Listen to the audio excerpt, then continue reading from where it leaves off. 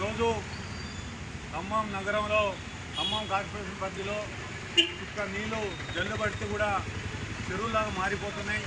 ఖమ్మం నగరం అంతా కూడా చెరువులాగా మారి రోడ్లు ఇరుపక్కన నీళ్ళు నిలిచి ఉంటున్నాయి. ప్రధాన ఆధారాలు మొత్తం కూడా ఈరోజు నడిచే పరిస్థితి లేదు. రోడ్లు డ్రైనేజ్ వ్యవస్థ అధ్వానంగా మారింది. డ్రైనేజ్ వ్యవస్థను అండర్ డ్రైనేజ్ చేస్తామని చెప్పి ఎప్పుడో చెప్పారు. ఇంతవరకు దాని మీద పట్టించుకునే వారు ఎవరు లేరు. ఉన్న డ్రైనేజ్ మాత్రం మొత్తం అధ్వానంగా మారింది.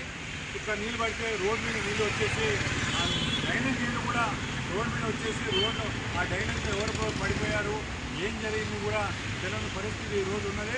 అదేవిధంగా ఈరోజు రోడ్లు కూడా అధ్వానంగా మారిపోయినాయి. ఎక్కడక్కడ గుంటలు పడిపోయి నీళ్ళు నిలిచి ఉంటున్నాయి. ఆ నీళ్లలో ఈ బండి ఎప్పుడు పడిపోద్దు, ఎక్కడ ఎవరు పడిపోతారో తెలియని పరిస్థితి ఉన్నది.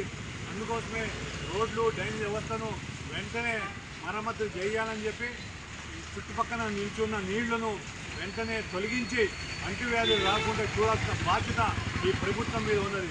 ఎందుకంటే ఇప్పటికే దుర్వాసన వస్తుంది, చెడు వాసన వస్తుంది. ఈ నీళ్లు ఎక్కడ పడితే అక్కడ దోవలు ఈవలు వస్తున్నాయి కాబట్టి ఇక్కడ విషజ్వరాలు వచ్చే అంటువ్యాధులు వచ్చే పరిస్థితి ఉన్నది. అందుకోసమే ఏంటంటే ప్రజల ప్రాణాలు రక్షించే బాధ్యత అధికారులను ఉంది. ప్రధాన రహదారులైనా సరే బస్టాండు, అదేవిధంగా పాత బస్టాండు, మైరు సెంటరు, కాలవడ్డు, ఈ అన్ని ప్రాంతాల్లో కొత్త బస్టాండ్ సెంటరు, ఈ ప్రాంతాలన్నీ కూడా నీళ్ళు నిలిచిపోతున్నాయి. ఏదో డాంబరు ఇట్లా చల్లారు కొత్త బస్టాండ్ కాడ, అది కూడా ఊడిపోయి ఎక్కడ అక్కడ కంకర రోడ్డు మీద వచ్చి ఉన్నది. కాబట్టి వెంటనే అధికారులు పట్టించుకొని వెంటనే దీని మీద చర్యలు తీసుకోవాలని చెప్పి సిపిఐ పార్టీగా డిమాండ్ చేస్తున్నాం.